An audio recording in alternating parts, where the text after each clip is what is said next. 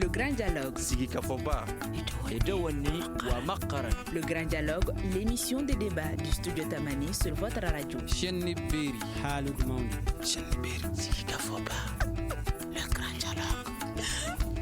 Les élections sont-elles possibles aux dates indiquées, c'est-à-dire d'ici la fin de la transition? Le chef du gouvernement a défendu en début de semaine son plan d'action gouvernemental devant les membres du CNT, le Conseil national de transition. Parmi les différentes annonces faites, figure la tenue des élections aux dates indiquées. Si certaines voix abondent dans le même sens, d'autres, en revanche, estiment que ce chronogramme n'est pas tenable. Ces derniers se demandent comment mettre en place l'organe unique de gestion des élections en si peu de temps. Pour rappel, le délai de la transition qui prend fin dans moins de 7 mois prévoit entre autres un référendum au mois d'octobre prochain, un premier tour couplé présidentiel législatif le 27 février 2022, les seconds tours respectifs les 13 et 20 mars 2022. Pour parler de cette situation, nos invités au nombre de 3 sont Bakary Dena, secrétaire général du parti PDS, Dr Ibrahima Sango, président de l'Observatoire citoyen pour les élections. Il dit qu'il est en cours de route, on l'attend dans le studio ici. Au téléphone, nous avons Amadou Traoré, homme politique et président d'honneur du camp de jeunesse entreprenante pour le développement. Je suis Mariam Maïga, bonsoir à toutes et à tous et bienvenue. Le Grand Dialogue. Le chronogramme des élections générales a été publié en avril. Ce chronogramme sera maintenu.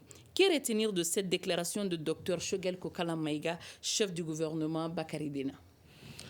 Merci bien pour la question.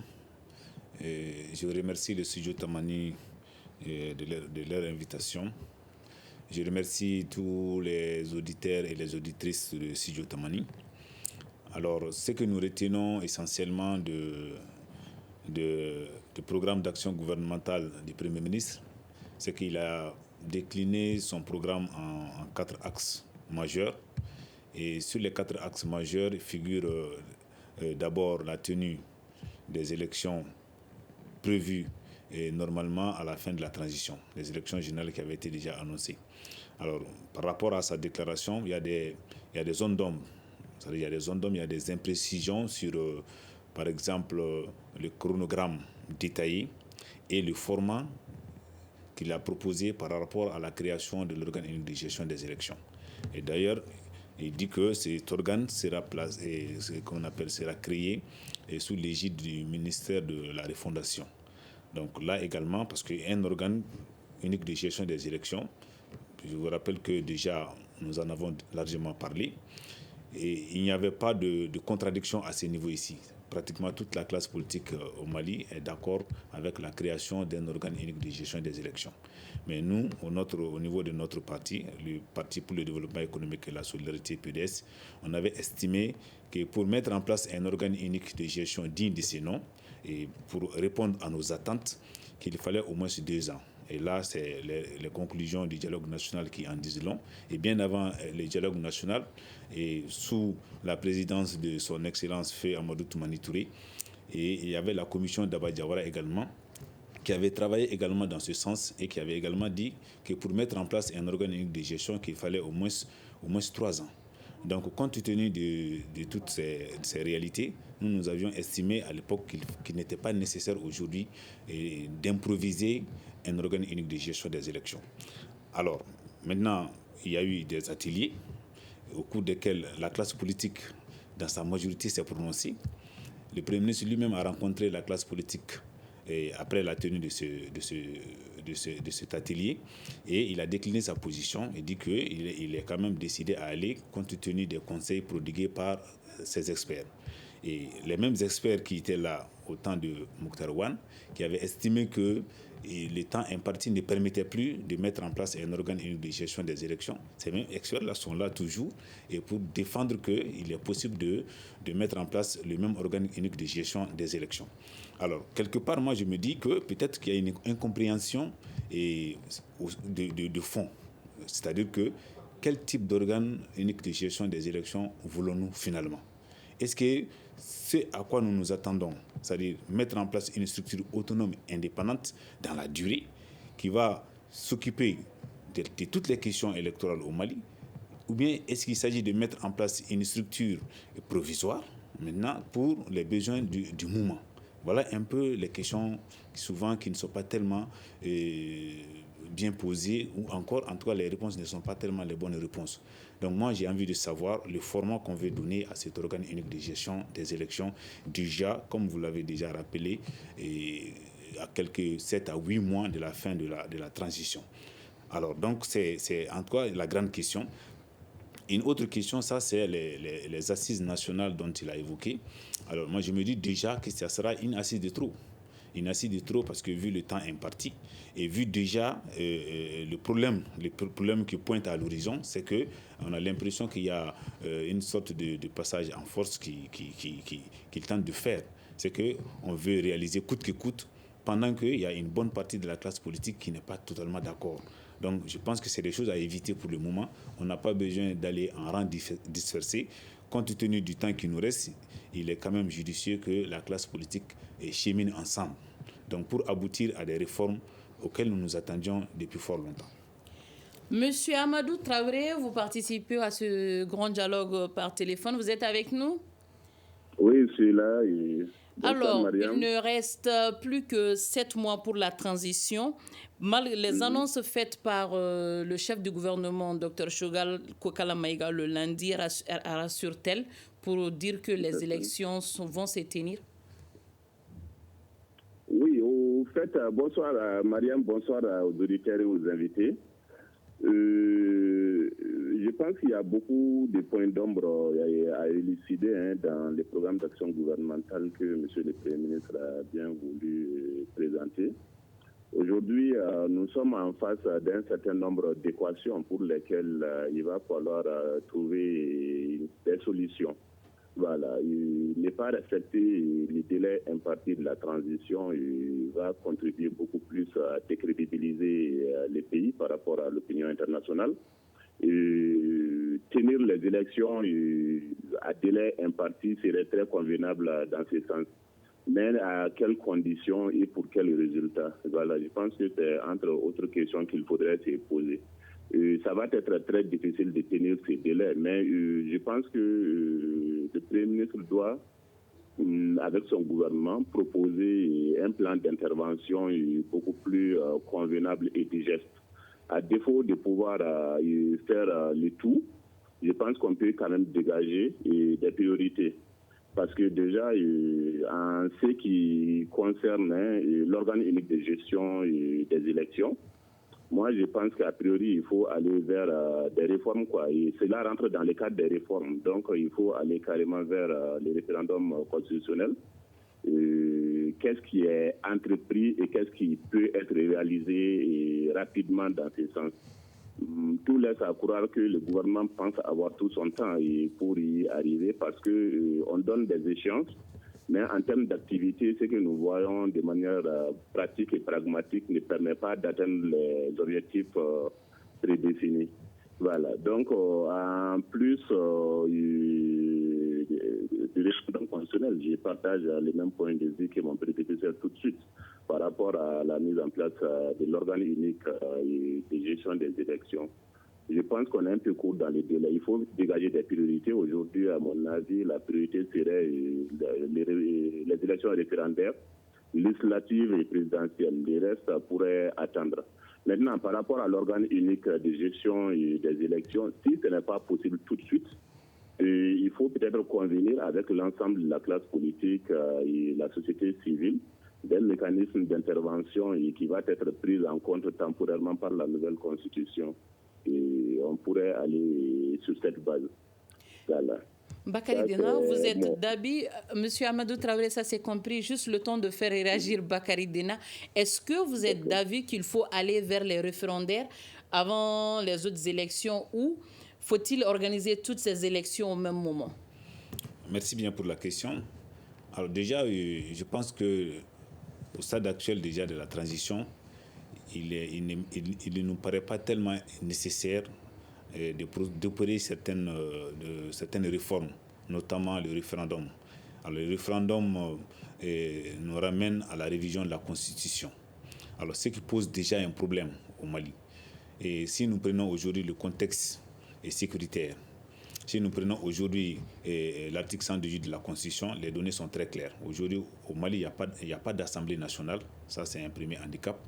Et le deuxième handicap, c'est que les conditions sécuritaires ne sont pas réunies pour que nous puissions tenir un référendum digne de ces noms. Donc, ça peut poser déjà des problèmes. Donc, là où je ne suis pas tellement d'accord avec M. Amadou Traoré, c'est sur le référendum. Maintenant, il y a les autres réformes qui peuvent se faire, notamment les réformes politiques et institutionnelles sur la loi électorale, par exemple. Vous avez la charte des partis politiques, vous avez la loi organique sur les députés. Et c'est un travail déjà qu'on avait commencé. À titre de rappel, le ministère de l'administration territoriale avait organisé en janvier dernier des ateliers au cours desquels nous avons procédé à la relecture de ces différents textes. Alors, il y a eu également un dernier atelier qu'on a tenu en mois de mai. Également, c'était pour aller faire les derniers toilettages. Et là-bas également, la classe politique et la société civile y étaient invitées. Donc c'est pour vous dire tout simplement que par rapport à ces 3 textes que je viens de citer, il n'y a pas tellement de problèmes. Nous avons déjà, au niveau du ministère de l'administration territoriale, fait un travail. Nous sommes déjà en avance et on peut revoir un peu les conclusions et les recommandations de ces différents ateliers et voir maintenant avec le reste de la classe politique, parce qu'il y a certains qui n'étaient pas là déjà, mais la majorité quand même était présente lors de ces différents ateliers. Et à titre de rappel, il y avait à peu près 200 et quelques partis politiques, il y avait plus de 75 organisations de la société civile. Donc l'inclusivité était là déjà et nous sommes mis déjà d'accord sur un certain nombre de réformes nécessaires concernant ces différents textes. Donc le reste du travail consistera maintenant à inviter la classe politique à voir maintenant ce qui peut être fait d'ici la fin de la transition. Maintenant, je suis totalement d'accord avec lui lorsqu'il dit qu'il faille organiser les élections. Alors, il y avait 2 impératifs qui s'imposaient d'abord à la transition. Le premier impératif, c'était de procéder à des réformes profondes. Malheureusement, cela n'a pas pu être fait. Quand je parle de réformes profondes, je parle ici de la révision de la Constitution, parce qu'il y a des réformes qui nécessitaient la révision de la Constitution. Malheureusement, nous sommes un peu en retard par rapport à ça. Maintenant, il y a d'autres réformes qui peuvent être faites. Ensuite, le deuxième impératif, c'était la tenue des élections générales. À la date d'aujourd'hui, il est presque impossible pour nous de parler d'élections générales, parce qu'il y a les élections locales, il y a les élections régionales, et avant ces élections, il fallait d'abord faire un certain nombre de réformes, et ces réformes devraient nous conduire maintenant au référendum, c'est ce qui avait été prévu, et après le référendum, maintenant, on allait organiser les différents scrutins. Donc, à la date d'aujourd'hui, il n'est pas tellement opportun d'aller à toutes les élections. Nous pouvons voir très concrètement les élections qui sont indispensables. Et toutes les élections sont importantes. Il s'agit de quelle Alors, élection? précisément, nous proposons, et à l'impossible nul n'est tenu, nous proposons la tenue des élections présidentielles couplées aux élections législatives. Puisque le pays a besoin de ça aujourd'hui. Ça fait quelque temps déjà que nous sommes là dans le tâtonnement. Il faut que les choses avancent un peu. Nous n'avons pas un organe législatif digne de ce nom représentatif, et il faut que nous ayons un président démocratiquement élu qui peut avoir la légitimité pour mener à bien les futures réformes. Voilà un peu ce qui peut être fait d'ici la fin de la transition pendant les 8 à 7 mois qui restent. Alors, Dr Ibrahima Sango de l'Observatoire citoyen pour les élections vient de nous rejoindre.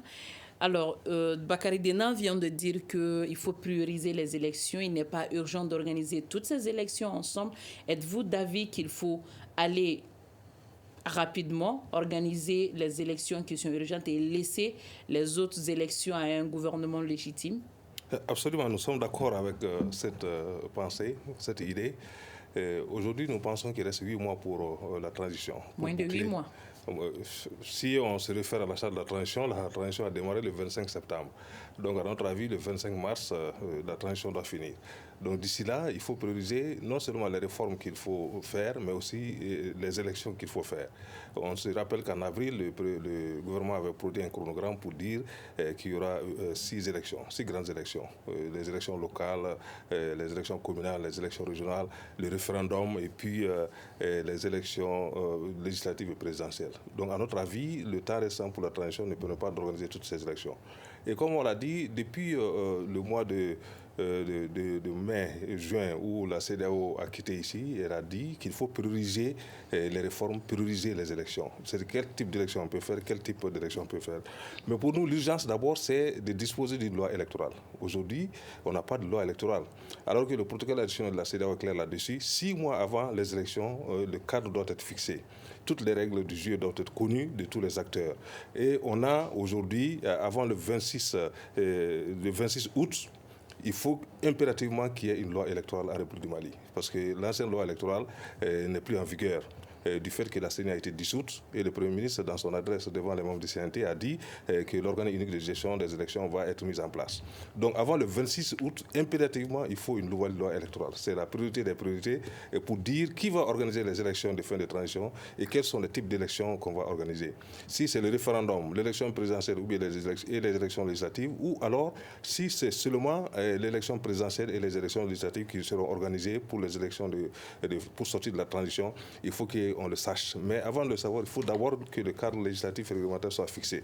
Et ce cadre, c'est la loi électorale qui doit être impérativement relue, adoptée et promulguée avant le 26 août 2021. Sinon, on rentre encore dans des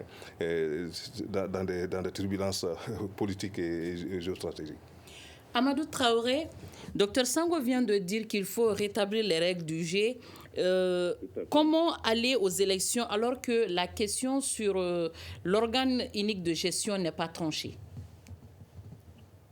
Au fait, il y a cet aspect, mais mieux, moi je pense même que les réformes intermédiaires dont il est question ici, notamment les réformes législatives et réglementaires, je pense que vont imposer, à mon sens, une réforme constitutionnelle.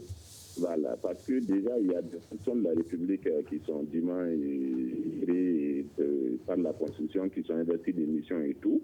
Alors, passer à l'organe unique de gestion des élections, à mon avis, va nécessiter une meilleure définition et effectivement des pouvoirs dans la Constitution. Voilà, donc c'est pourquoi je parle même du référendum constitutionnel. Je vois mal comment on pourrait effectivement arriver à toutes ces réformes sans toucher aujourd'hui à la Constitution.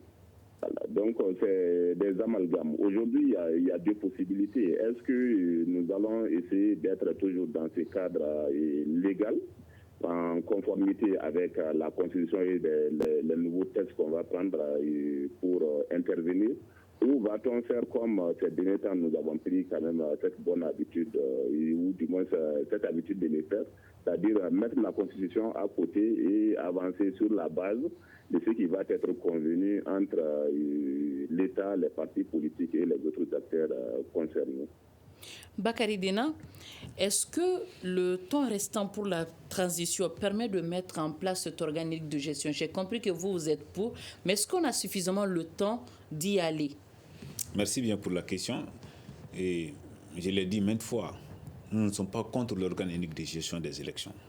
J'ai dit qu'il y a en quelque sorte une sorte de flou artistique autour de l'organe unique de gestion des élections. Les gens n'ont pas la même appréhension. L'organe unique de gestion que nous voulons, nous avons dit que le temps imparti ne nous permettait plus d'aller à ça. Et je l'ai dit ici, dans ce studio ici. Et même quand bien même que les experts ont tenté de démontrer sa faisabilité, nous avons dit que ce n'était pas tellement possible, eu égard le temps imparti. Alors, maintenant, on peut voir un autre chemin. Le chemin, c'est quoi? C'est qu'il n'y a plus de CENI. Nous avions proposé à l'époque qu'il fallait réunir toute la classe politique et la société civile et voir dans quelle mesure on peut mettre en place une CENI transitoire. On peut l'appeler autrement, une CENI transitoire, c'est-à-dire que voir maintenant les structures existantes, notamment le ministère de l'administration territoriale, la délégation générale aux élections, la classe politique, et la Cour constitutionnelle, etc., etc. Donc, voir un peu dans quelle mesure on peut mettre en place une CENI transitoire pour seulement organiser les élections avant la fin de la transition. Ensuite, le président le nouveau président élu allait procéder maintenant aux autres réformes. C'est ce que nous avons proposé. Maintenant, comme le Premier ministre déjà, il a dit dès son adresse, dès ses premières déclarations, qu'il tenait coûte que coûte à la mise en place, à la création de l'organe de gestion des élections. Bon, attendons voir. Mais nous avons beaucoup nous sommes très sceptiques quant à sa faisabilité. On ne doit pas l'improviser. Par expérience, on a parlé des échecs de la CENI. La CENI, par définition, est un organe unique de gestion des élections qui a péché parce qu'elle a été improvisée en son temps dans les années 97. Tout le monde le sait. Et le forum qui a eu lieu a clairement dit que le temps donné à la CENI pour préparer les élections, ce temps-là vraiment ne suffisait pas à la CENI vraiment d'être plus efficace. Et si on doit créer un organe de ce genre encore, sans dire réellement tous les tenants et les aboutissants, parce que c'est ça la zone d'ombre. Tout le monde parle d'organe unique de gestion. Quel est le format qu'il faut pour aller à cet organe unique de gestion? Quelle peut être la clé de répartition? Personne n'en parle. Qu'est-ce que nous voulons concrètement lorsque nous parlons d'organe unique de gestion des élections? Personne n'est contre. Mais dans la pratique, on voit qu'il y a des divergences. Qu'est-ce qui amène ces divergences? Parce que les gens n'ont pas la même appréhension. Nous pensons très honnêtement aujourd'hui qu'il n'est plus nécessaire d'envisager cela, mais de voir maintenant, c'est les structures qui ont l'habitude d'organiser les élections, de voir maintenant ce qui a marché, ce qui n'a pas marché, de corriger les imperfections des erreurs du passé et d'avancer. Parce que la transition n'a pas vocation à durer. Plus elle dure, plus elle devient inefficace. Il faut que les gens comprennent cela. Et nous avons besoin d'avoir une certaine légitimité au sommet de l'État. Le Mali a besoin d'avoir un président de la République et qui aura les coups de franche maintenant pour opérer les réformes attendues. C'est ce que j'ai dit. Donc les deux impératifs majeurs qui attendaient la transition, ces deux impératifs aujourd'hui, il ne reste que l'organisation des élections crédibles et transparentes. Maintenant, les réformes, malheureusement, on a perdu beaucoup de temps. Ces réformes auxquelles nous aspirions, ces réformes ne peuvent plus se tenir parce que tout simplement, on a perdu beaucoup de temps. Donc c'est ça un peu la question de fond. Sinon, la tenue des élections, nous sommes totalement pour parce que nous voulons que le délai de la transition soit respecté. Parce que le Mali a pris des engagements vis-à-vis de la communauté internationale, donc il ne faudrait pas qu'on aille au-delà. Et quand M. Sango dit qu'il est temps quand même de définir certaines choses, je suis totalement d'accord avec lui. Et déjà, il faut qu'on arrive déjà à poser les jalons. Il faut qu'on montre le vrai visage qu'on veut aller aux élections. Alors, Dr Ibrahima Sango, êtes-vous également sceptique quant à l'organisation de cet organe unique de gestion? Non, pour la mise en place de l'organe, nous ne sommes pas du tout sceptiques. Alors, quels peuvent donc être les avantages de l'organe unique de gestion pour ces élections à venir? Si on se réfère à la crise post-électorale du 18 octobre 2020 seulement, on se rend compte que les députés qui se sont plaints du ministère de l'administration territoriale sont au nombre de 39. C'est-à-dire que le ministère de l'administration territoriale, en tant qu'organisateur des élections, n'inspire pas confiance. Et les députés qui sont plaints de la Cour constitutionnelle sont au nombre de 29. Ça fait un total de 68 et c'est presque la moitié des 147 députés qui devraient siéger à l'Assemblée nationale. Donc ça veut dire que les organes actuels n'inspirent pas confiance. Et quand on prend la délégation générale aux élections, chaque année, dans le fichier électoral, les personnes décédées reviennent dans le fichier électoral. Ça veut dire qu'aujourd'hui, de 1999 à aujourd'hui, la délégation générale aux élections n'inspire pas confiance. Quand on prend la CENI qui a suivi et supervisé les élections de 2018, elle n'a rien dit par rapport à la crise post-électorale. Elle n'a pas dit un mot. Elle est chargée du suivi de la supervision, mais on n'a pas vu un rapport de suivi ou de supervision. La CENI qui a supervisé les élections législatives de 2020, on n'a pas vu de rapport de suivi et de supervision. Donc ça veut dire que les organes actuels posent problème. Si les organes actuels posent problème, il faut profiter de la transition. Parce que l'organe unique de gestion des élections, on est en train de le réclamer depuis 2008 au moins, dans le rapport d'Abba Diawara. Pour nous, c'est possible. Parce que 6 mois avant les élections, il faut fixer les cadres. C'est ce que disent les normes et les conventions internationales. Et si on prend le mois d'août à janvier 2022, août 2021 à janvier 2022, ça fait les 6 mois. Et avant que les 6 mois n'arrivent, il faut déjà fixer les cadres. C'est pourquoi on a dit qu'il faut impérativement une loi électorale. Maintenant, l'organe unique de gestion des élections, son avantage c'est quoi? C'est qu'il va s'occuper du cycle électoral. Si on se réfère au mandat électif en République du Mali, on prend l'exemple du Haut Conseil des collectivités territoriales. Le mandat est fini depuis 2012, n'a pas été renouvelé. Alors que les organes qui organisent les élections sont là. Mais le mandat n'a pas été renouvelé. Et cela pose un problème par rapport à la démocratie, par rapport à la République. Si on prend l'exemple de 2018, où le mandat des députés a été prolongé de 6 mois, s'il y avait un organe unique de gestion des élections, cela n'allait pas être fait parce que l'organe unique va s'occuper uniquement de l'organisation des élections à date. Ça veut dire que si dans la Constitution on dit que le mandat des députés c'est 5 ans, chaque 5 ans, il faut organiser des élections.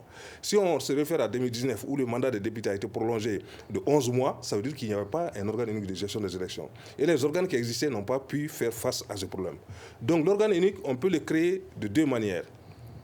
En 1997, la CENI a été créée dans la loi électorale.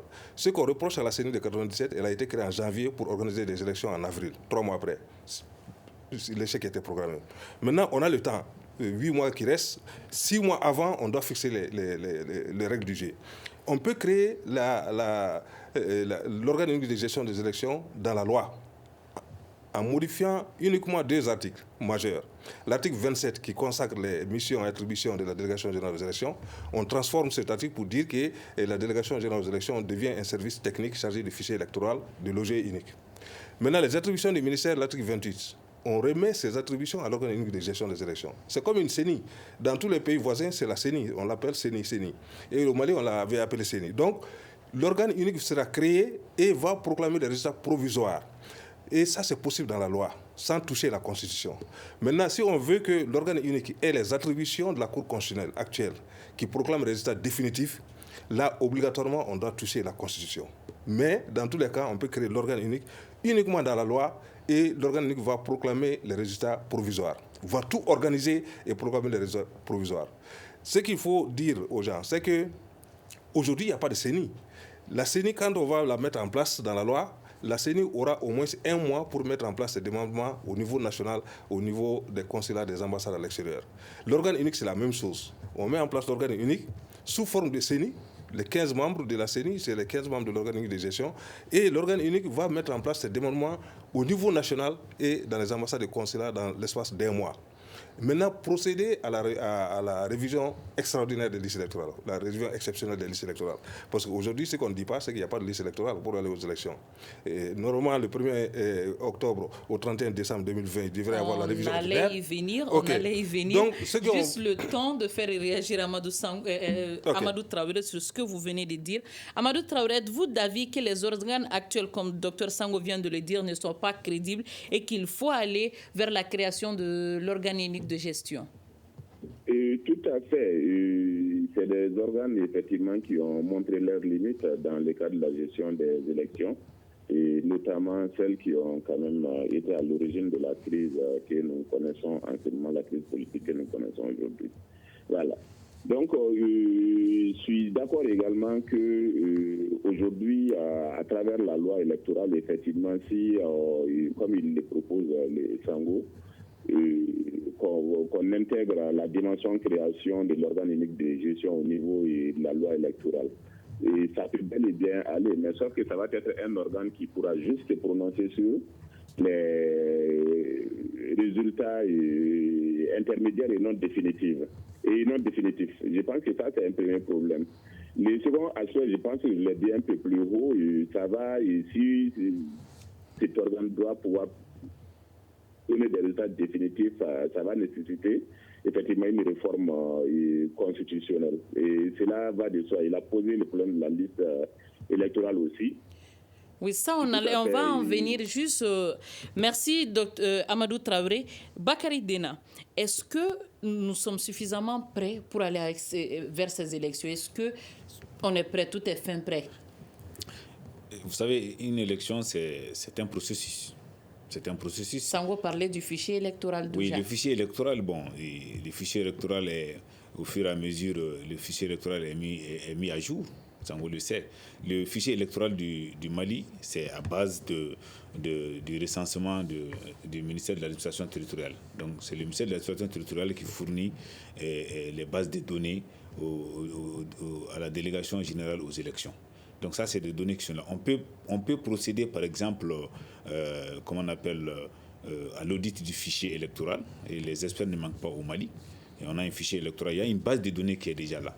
Maintenant, là où je ne suis pas tellement d'accord, c'est que lorsqu'on tente de remettre en cause toutes les structures qui ont l'habitude d'organiser les élections au Mali, le problème de ces structures, ce n'est pas seulement... c'est un manque de... comment on appelle ? C'est un manque de confiance, une crise de confiance qui s'installe de plus en plus entre la classe politique et l'administration et entre la classe politique et les électeurs. Ce problème, c'est à ce niveau. Lorsque vous prenez les élections de 2013, c'était le ministère de l'administration territoriale qui les avait organisées. Il n'y a eu aucun problème. D'ailleurs, le vaincu est allé saluer le vainqueur à la maison, à domicile. Aucune contestation.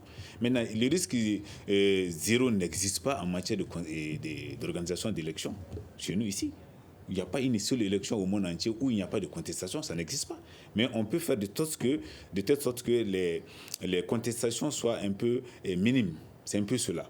Alors, par rapport à la question du fichier, il y a un travail à faire. Ce travail ne peut pas se faire en dehors de la classe politique.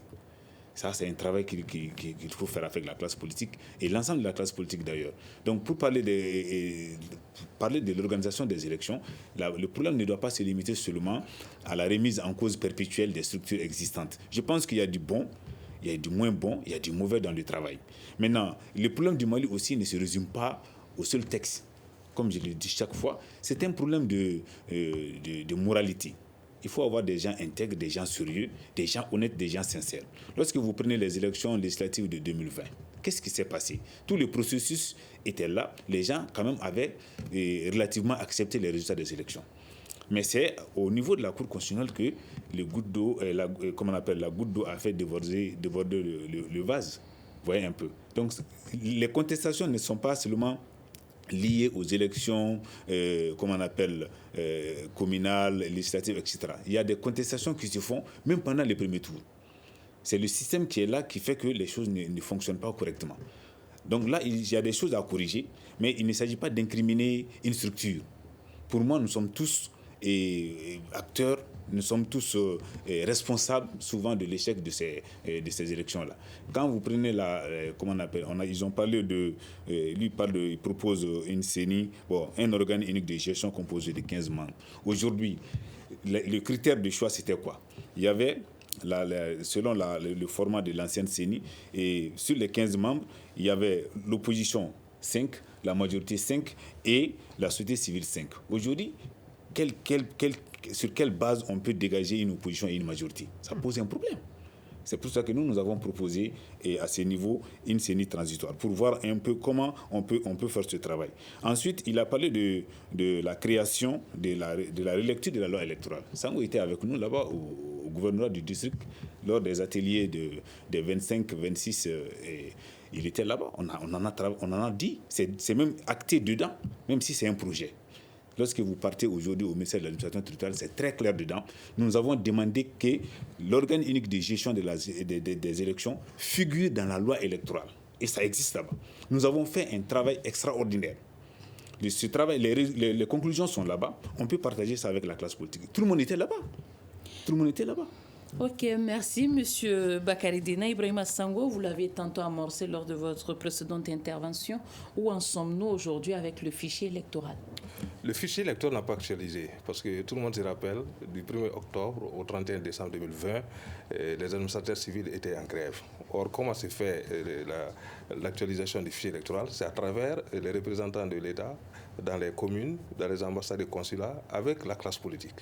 Donc, si les administrateurs civils étaient en grève et tous les autres démembrements, les mairies étaient en grève, les secrétaires généraux étaient en grève, donc il y avait un parallélisme.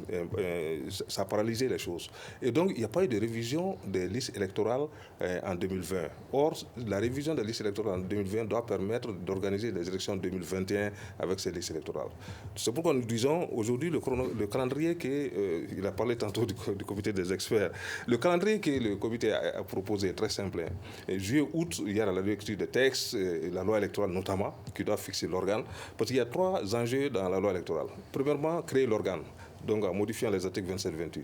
Deuxièmement, revoir le mode de scrutin des députés à l'Assemblée nationale. C'est un mode de scrutin majoritaire. Il faut revoir pour que ce soit un mode de scrutin proportionnel, pour que la représentativité au sein de l'Assemblée nationale soit actée. Et troisièmement, c'est la publication en ligne des résultats, bureau de vote par bureau de vote, dans la loi électorale. Parce qu'on parle d'organe unique, tantôt il a dit, souvent les hommes font problème. Donc il faut dans la loi la publication en ligne des résultats, bureau de vote par bureau de vote. Parce que si les organes actuels n'expriment pas confiance, c'est parce qu'il y a eu des choses qui ont été faites. Un exemple clair, c'est en 2020, Mopti, derrière le fleuve, il n'y a pas eu d'élection, mais le ministère de l'administration territoriale a comptabilisé les résultats, la Cour constitutionnelle a comptabilisé les résultats. Ça pose problème. Donc si l'OG est en place, août-septembre, l'OG va se mettre en place au niveau national et international. Maintenant, octobre-novembre, ou même à partir de septembre-octobre, il y aura la révision exceptionnelle des listes électorales pour qu'on ait des listes électorales fiables sur lesquelles on va faire les élections en 2022. Et si en septembre-octobre, on fait la révision exceptionnelle des listes électorales, l'organe unique a jusqu'au mois de janvier pour se mettre en place sur l'étendue du territoire et pour se former les agents électoraux, former ses démembrements, etc., etc. Ce que je voudrais dire par rapport au consensus, le consensus doit prévaloir aujourd'hui parce qu'on est dans un régime d'exception. Un régime d'exception n'est pas à l'honneur ni des partis politiques ni de l'armée nationale. Parce que toutes les normes et conventions internationales disent que le pouvoir militaire, l'armée doit se soumettre au pouvoir civil. Donc le régime d'exception veut dire que les partis politiques doivent aussi cultiver un maximum de consensus pour qu'on sorte de ce régime d'exception. Et en février-mars, on peut faire l'élection présidentielle, l'élection législative. Février, on peut faire le premier tour de l'élection présidentielle avec couplé avec les élections législatives sous forme de proportionnel. Et en mars, on peut faire le deuxième tour de l'élection présidentielle et on sort de la transition. Ça veut dire que tout ce qui est élection locale, communale, régionale, et tout ce qui est référendum, on met une croix là-dessus, on laisse au pouvoir légitime qui sera là de faire les élections. Donc le calendrier est très simple. D'août à mars, on peut mettre en place l'organe, on peut relire la loi électorale tout au moins, et puis relire aussi la loi organique des députés, parce que ce qu'il faut dire à ce niveau, c'est que les 147 députés qui sont à l'Assemblée nationale, c'est sur la base du recensement administratif de 1996, qui donnait 9 800 000 habitants à l'époque. Aujourd'hui, nous sommes plus de 20 millions d'habitants. Il faut revoir le nombre de députés, il faut revoir le mode de scrutin des députés, et là, on peut aller de l'avant. Donc, réforme en minima, élection en minima, on sort de la transition. Alors, tout en minima, Amadou Traoré, vous venez d'entendre Dr Ibrahima Sango, je vais vous appeler Amadou Sango, vous venez d'entendre Dr Ibrahima Sango. Que peuvent être aujourd'hui les obstacles pour la tenue d'une élection au Mali? Nous savons que nous avons l'insécurité. Sango venait de dire que lors des élections précédentes, il n'y a pas eu vote derrière le fleuve à Mopti. Que peuvent être les contraintes pour la tenue de ces élections? À Mopti, où j'étais d'ailleurs candidat aux dernières élections législatives. Voilà. Et aujourd'hui, les grandes contraintes, vous l'avez dit, il y a eu la contrainte sécuritaire, il y a eu la contrainte organisationnelle, c'est-à-dire tout ce que nous évoquons, bien que les docteurs proposent une solution au minimum, même si à la fin, cela va de soi que la Cour constitutionnelle sera amenée à intervenir pour la déclaration des résultats définitifs, mais il faut également la bonne volonté aujourd'hui des autorités de la transition à aller vers ça. Voilà, parce que tout ce qui se dit ne doit pas rester de simples déclarations. Il faut que les calendriers soient respectés, il faut beaucoup d'engagement et puis beaucoup de travail. Il faut une disponibilité financière également à supporter tout ça. Voilà, c'est sûr qu'avec la crise que nous connaissons depuis beaucoup d'années maintenant, c'est pas évident que le Mali soit en mesure de financer intégralement ces élections. Donc il faut que nos partenaires soient avec nous pour accompagner la prise en charge de toutes ces activités également. Une dernière question pour un tour de table. Il nous reste moins de 5 minutes pour la fin de l'émission. Est-ce que les jalons sont suffisamment posés pour des élections à partir du mois d'octobre prochain? Je commence par vous, Bakary Dina. Merci bien pour la question. Et les jalons sont posés parce que la volonté est là. Aujourd'hui, les gens veulent aller aux élections. Vous avez déjà constaté depuis un certain temps. Et les potentiels candidats déjà sont sur le terrain depuis quelque temps. Ça veut dire qu'il y a une volonté qui est là pour que les gens puissent aller aux élections. Maintenant, pour aller aux élections, c'est pas diabolique. Et nous sommes dans une transition, comme M. Sango l'a dit. Et je pense que c'est l'inclusivité qui doit prévaloir. Et il a parlé de consensus, je suis d'accord avec ça. Il faut qu'il y ait un consensus, il faut qu'il y ait un SMIC, il faut qu'on s'accorde sur le minimum. Et si on s'accorde sur le minimum, autour d'un consensus, alors on peut aller très loin. On peut tout faire. Donc les obstacles aujourd'hui, c'est d'abord le manque de consensus. Si on arrive à résoudre ce problème et à unir l'ensemble de la classe politique, et la classe politique d'ailleurs a toujours manifesté sa bonne volonté à l'endroit des autorités de la transition. Il n'y a eu aucune contestation de la part de la classe politique. Nous avons toujours accompagné les autorités de la transition et nous continuons à les accompagner parce que la réussite de la transition, c'est la réussite du Mali. Donc aujourd'hui, je pense que la balle est dans le camp des autorités. Nous sommes disponibles, nous sommes disposés et nous sommes prêts à les accompagner, mais sur la base du consensus. S'il y a le consensus autour des grandes questions de la nation, il n'y a pas de problème, on peut réussir à tenir les élections à bonne date. Et c'est une nécessité pour le Mali aujourd'hui d'aller à ces élections pour qu'au moins les bateaux maliens puissent un peu bouger, pour que le Mali revienne dans le concert des grandes nations. Amadou Traoré, des élections d'ici la fin de la transition, vous y croyez également ? C'est un souhait, je voudrais ardemment que ce soit le cas, bien que je reste très pessimiste. Et mon pessimisme est résiduel quand même au fait que je ne vois pas trop de mouvements autour de ça du côté de l'autorité publique. Voilà. Il ne s'agit pas juste de faire preuve de bonne foi dans ce qu'on dit, mais nous voulons que les actions réelles puissent suivre ce terrain. On voit effectivement tout le travail qui se passe autour de cette question pour que l'objectif définitif puisse être atteint. À ce niveau, je pense que ce qu'on voit sur le terrain ne reflète pas l'allure qu'il faille adopter pour atteindre ces résultats. Docteur Ibrahima Sango, êtes-vous également animé par ce sentiment de pessimisme vis-à-vis de ces élections à venir? Non, nous sommes optimistes, mais nous disons qu'il faut aller vite, très vite. Parce que le discours du Premier ministre, quand on l'a suivi au niveau du Conseil national de transition, il a été clair. Il dit qu'il y aura l'organe unique de gestion des élections qui va être créé. Mais dans quel délai? Aujourd'hui, il faut aller rapidement. Rélecture de la loi électorale, rélecture de la loi organique. Parce qu'il y a 18 mois qui ont été donnés à la transition, 8 mois restent. Donc les 10 mois, rien n'a été fait presque. Et donc les 8 mois qui restent, il faut voir les choses à minimum. Et il faut obligatoirement un consensus entre le gouvernement et la classe politique. Parce que les principaux intéressés pour la conquête et l'exercice du pouvoir, c'est la classe politique. Donc le gouvernement doit se mettre à table avec la classe politique, convenir très rapidement des règles du jeu des prochaines élections. Et là, aujourd'hui, on sait qu'une majorité de la classe politique est en train de rejeter le référendum.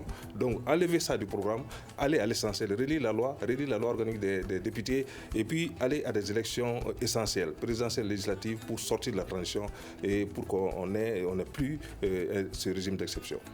Merci beaucoup, Dr Ibrahima Sango. Les élections sont-elles possibles aux dates indiquées, c'est-à-dire d'ici la fin de la transition? C'était le thème central de notre émission, le Grand Dialogue de ce soir. Merci à nos invités, Bakary Dena, secrétaire général du parti PDS, Dr Ibrahima Sango, président de l'Observatoire citoyen pour les élections, une organisation de la société civile.